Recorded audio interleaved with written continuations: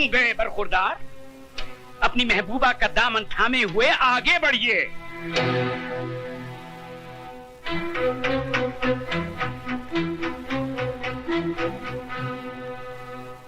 अब हमारी आंखों में आंखें डाल के जवाब दीजिए, क्या तुमने ये नहीं कहा था कि मैं किसी कीमत पे भी इस लड़की को नहीं अपनाऊंगा?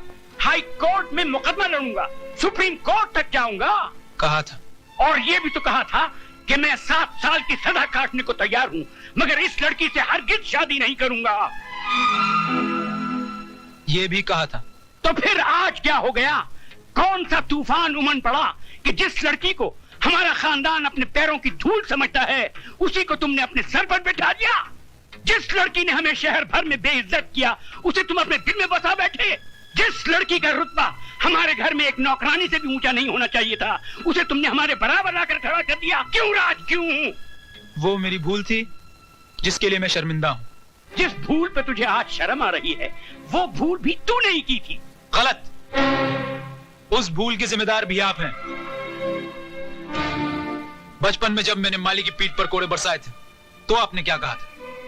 हम अमीर हैं, ये हमारा पैदाइशी हक है कि हम जुल्म करें। वो गरीब है, जुल्म सहना उसका मुकद्दर है। गरीब और अमीर की खाई मेरे दिलो दिमाग में किसने खोदी? आपने। पैसों की तलवार मेरे हाथों में किसने थमाई? आपने। इंसान को इंसान न समझने की तालीम किसने दी? आपने। वाह भांजे वाह, वेरी गुड, वेरी गुड। तुम्हारी बातें सुनकर मुझे अफसोस नहीं हुआ बल्कि खुशी हुई कि तुमने बोलना तो सीखा। अल्फाज जरूर तुम्हारे हैं, लेकिन जबान इस नागिन की है। मामा जी, तुम्हारी रगों में कल तक मेरी बहन का दूध और मेरे जीजा जी का खून दौड़ता था, लेकिन इसने तो अपना पूरा जहर भर दिया तुम्हारे जिस्म में। जिस देवर ने कभी अपनी भाभी से ऊंची आवाज में बात नहीं की थी, वही आज अपने बाप से बदतमीजी कर बैठा। सारे फसाद की जड़ ये है, ये जिस दिन से इस मनहूस ने इस घर में कदम रखा है, कौशल्या जैसी नौकरानी हमारी चौखट पर थूक कर चली गई और मेरी प्यारी भांजी सुधा भगवान को प्यारी हो गई। अरे जन्म जली, क्या तू पूरे खानदान को निकल कर ही जाएगी? उठाकर फेंक दो इसे घर से बाहर। खबरदार जो किसी ने भी। क्या करेगा तू? मैं भूल जाऊंगा कि आप मेरे बाप हैं और मैं आपका बेटा। तो क्या मुझ पे हाथ उठाएगा तू? उठा उठा, बदतमीज, उठा उठा ना, सबसे पहले मैं इस फसाद की जड़ को बाहर निकालता हूँ। ऐसी गलती मत कीजिए कि लोग आपको राय बहादुर कहना छोड़ दें।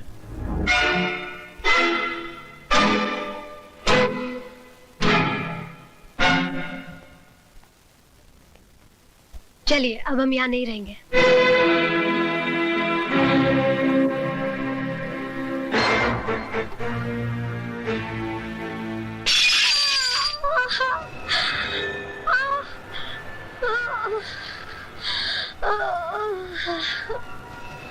माला, माला,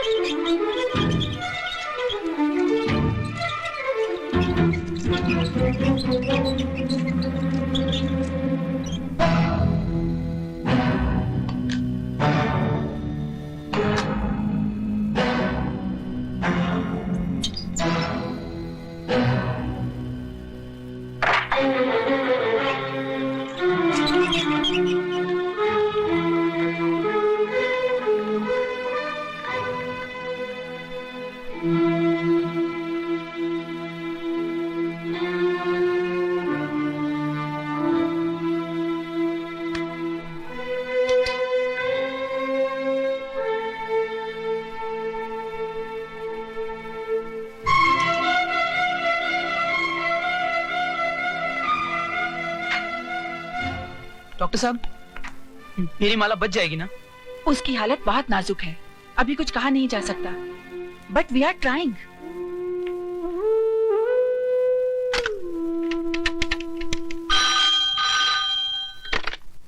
hello inspector Khaniya. Inspector Khan, मैं ज्वेल हॉस्पिटल से डॉक्टर सुष्मिता माथुर बोल रही हूँ। एक केस रिपोर्ट करवाना है। Injury of the skull. Case बहुत सीरियस है। किसको चोट लगी है? मशहूर इंडस्ट्रियलिस्ट राय बहादुर जी की बहू माला को। माला को? जी हाँ। मैं अभी आता हूँ। डॉक्टर पेशेंट की पल्स सिंक हो रही है।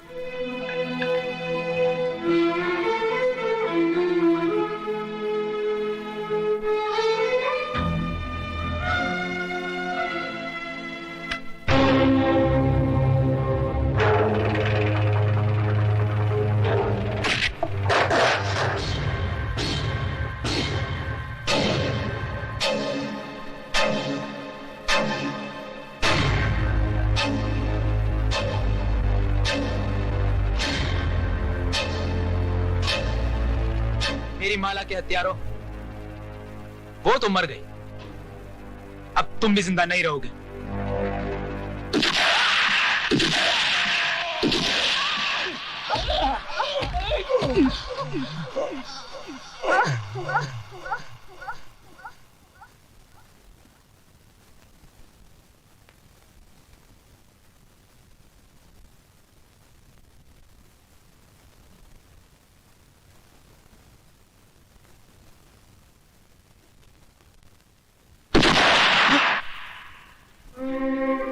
राज, माला कैसी है?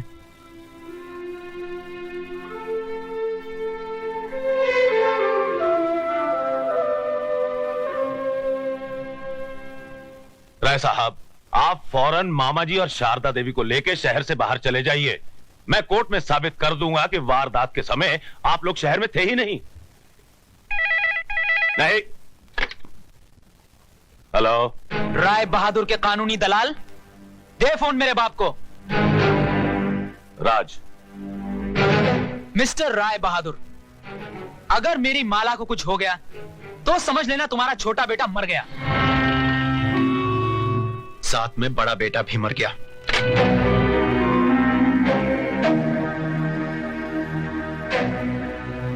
बाबूजी, क्या हुआ? जीजा जी कुछ बोलते क्यों नहीं?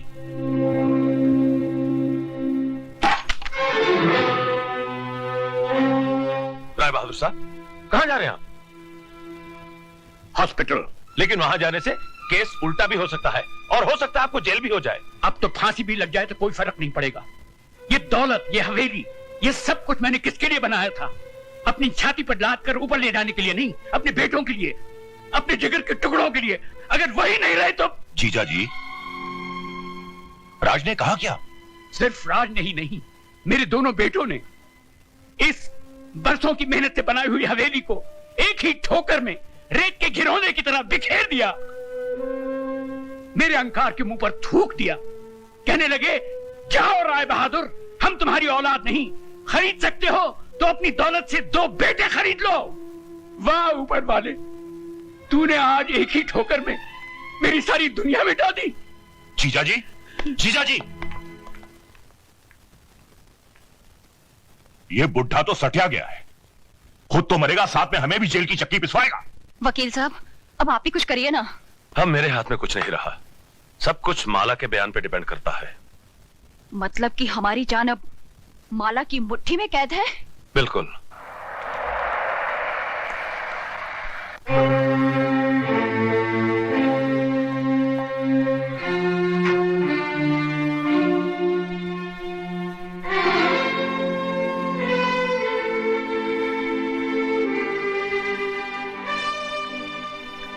डॉक्टर, कैसी है मेरी बहू? अभी कुछ नहीं कहा जा सकता, शायद ऑपरेशन करना पड़े। तो कीजिए, दुनिया के बड़े से बड़े डॉक्टर सर्जन को बुलाइए, जितने पैसे लगे लगा दीजिए। देखिए, हम पूरी कोशिश कर रहे हैं। सिर्फ कोशिश नहीं डॉक्टर, मुझे मेरी बहू चाहिए। मैं आपके पांव पड़ता हूँ, मैं आपसे भीख मांगता हूँ। राय बहादुर दौलत के बगैर जी सकता है, मगर औलाद के बगैर बिल्कुल नहीं। डैडी, प्लीज संभालिए अपने आप को।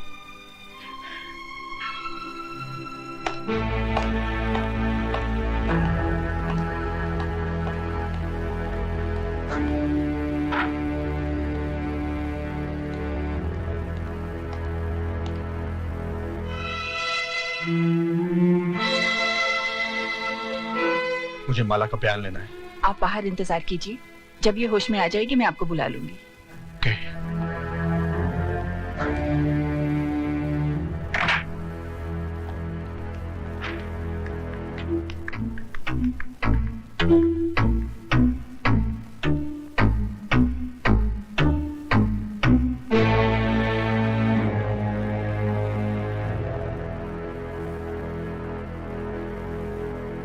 इंस्पेक्टर साहब, मैं अपना बयान देना चाहता हूँ। आज सुबह सुबह मेरा और माला का झगड़ा हुआ और गुस्से में आके मैंने उसके सर पर। इंस्पेक्टर साहब, गुनहगार ये नहीं, मैं हूं। ये आप लोग क्या? तुम चुप रहो जी। दोनों फांसी पर खुद ही चढ़ते हैं तो चढ़ जाने दीजिए। इनके मरते ही करोड़ों की दौलत हमारी हो जाएगी।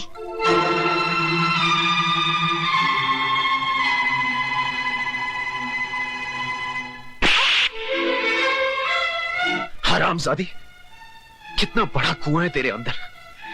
जितनी भी दौलत डाल दी जाए कभी भरता ही नहीं। रमेश, आप बीच में मत बोलिए डैडी। यही है वो जड़ जिसने इस खानदान की हर शाख को जहरीला बना दिया है। अरे तू औरत नहीं, डायन है, डायन। मेरे डैडी का घमंड टूटकर बिखर चुका है, लेकिन तेरी भूख अभी तक नहीं मिटी। तुझ जैसी औरत को धक्के मारकर घर से बाहर निकाल देना चाहिए।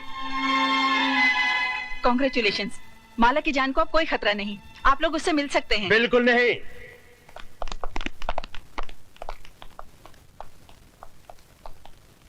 जब तक इंस्पेक्टर खान माला का बयान नहीं ले लेता, आप लोगों में से किसी को भी अंदर जाने की इजाजत नहीं है।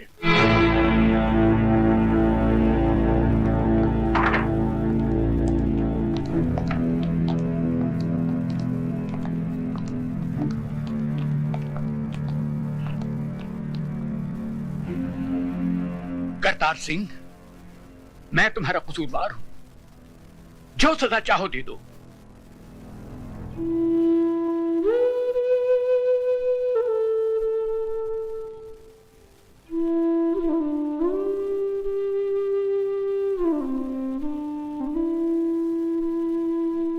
माला, तुम्हारे सर पर ये चोट कैसे लगी? जी, मैं ये जानना चाहता हूं कि तुम्हें किसने मारा।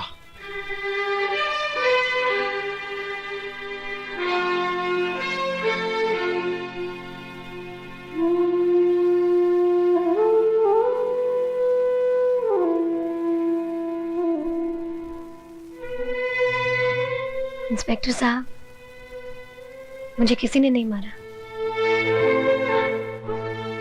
फिर ये चोट कैसे लगी? सीढ़ियों से उतर रही थी, पाँव फिसल गया। तुम सच कह रही हो? जी।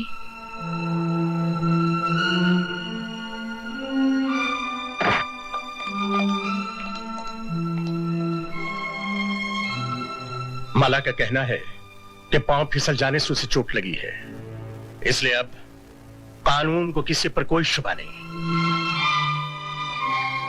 आप लोग अंदर जा सकते हैं।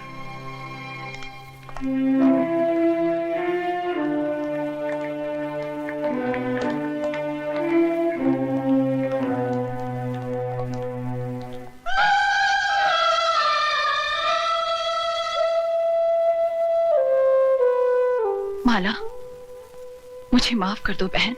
ऐसा मत कहो। एक औरत से उसका सुहाग छीनने की जो मैंने गुस्ताखी की है, वो तो माफी के काबिल भी नहीं है। गलती इंसान ही करता है, भगवान नहीं। शाबाश बेटी, तुमने हम सबको माफ करके ये साबित कर दिया कि इंसान पैसों से नहीं, परवरिश से बड़ा होता है।